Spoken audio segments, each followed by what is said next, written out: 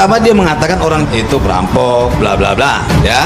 Dalam kesempatan itu ketika ditanya apa maksudnya, dia berubah lagi. Sekarang dia mengatakan sistemnya yang salah. Saya akan ajarkan Anda bagaimana sistem pemerintahan di sini ketika untuk memilih kepala negara. Karena enggak, masalahnya pernyataannya dia itu dari pertama dan kedua, itu yang kedua malah menambah masalah seolah-olah sistem hukum di negara kita ini diskriminatif.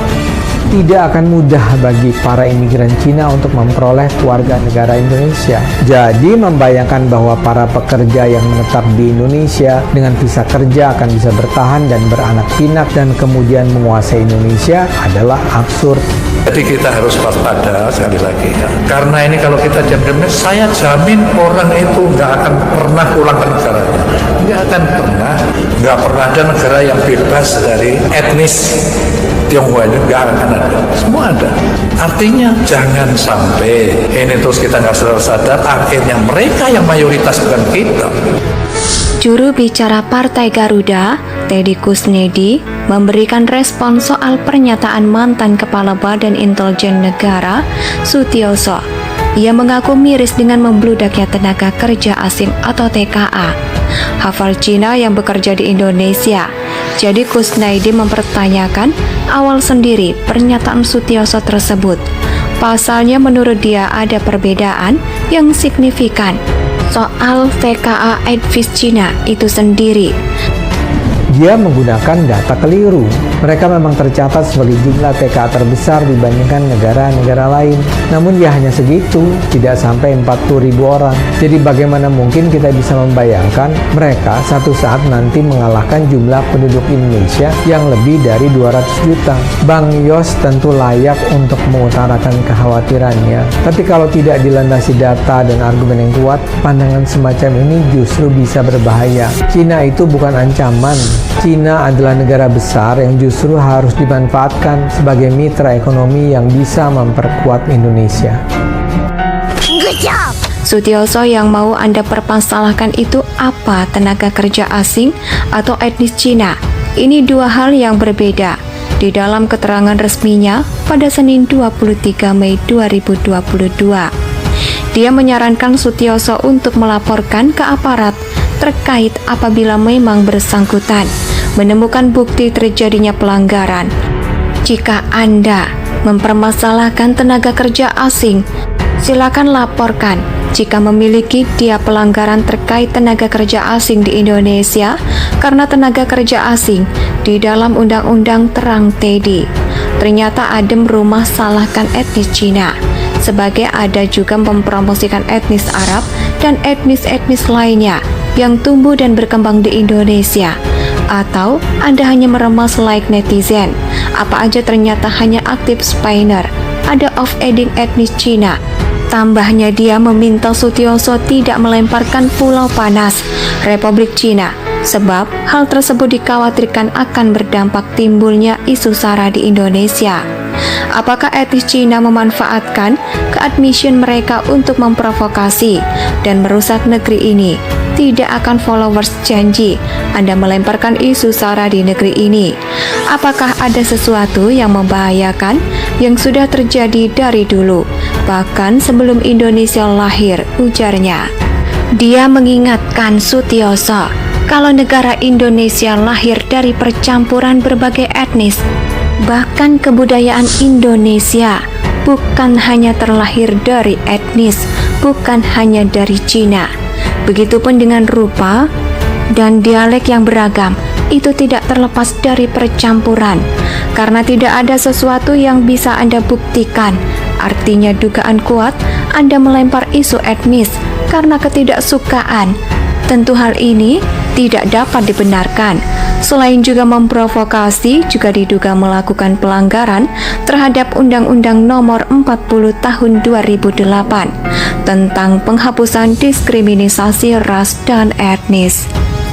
Sebelum ini menjadi pola liar, segera proses hukum Sutioso, ujarnya. Seperti diketahui mantan intelijen Jakarta Sutioso mengaku miris dengan banyaknya fitur ceker asal Cina yang bekerja di Indonesia. Dia menegaskan tidak masalah jika investor itu menanamkan modal sembari membawa tenaga ahli. Namun jika yang dibawa malah bekerja tanpa skill yang berjumlah ribuan, maka hal itu harus dicurigai. Jangan sampai suatu saat kita itu tersisih. Saya jujur aja miris saja. Oh, banyak sekali pekerja-pekerja asing datang. Kalau dia investor membawa duit, ya monggo saja silakan. Oh, saya harus membawa tenaga ahli. Oh, silakan. Tenaga ahli itu 2-3, bukan ribuan kayak begitu. Sutioso merujuk kepada banyaknya pekerja asal Cina yang membanjiri lokasi pabrik smelter di berbagai lokasi di Indonesia.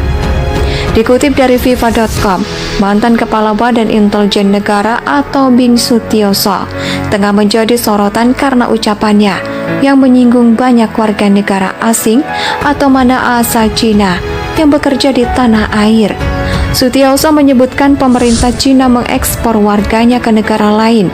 Menanggapi itu, Wakil Ketua Umum DPP Partai Garuda, Teddy Kusnaidi, menyindir Gubernur ex-DKI Jakarta periode 1997 hingga 2007 tersebut.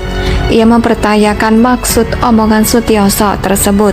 Menurut dia, jika Sutioso mempermasalahkan tenaga kerja asing atau TKA di tanah air, maka pertandingan bukti pelanggaran. Ia menekankan dalam undang-undang TKA diperbolehkan.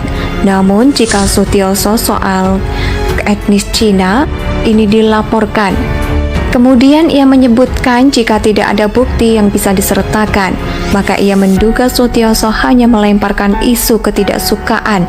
Kata di acara Sutioso tidak bisa dibenarkan.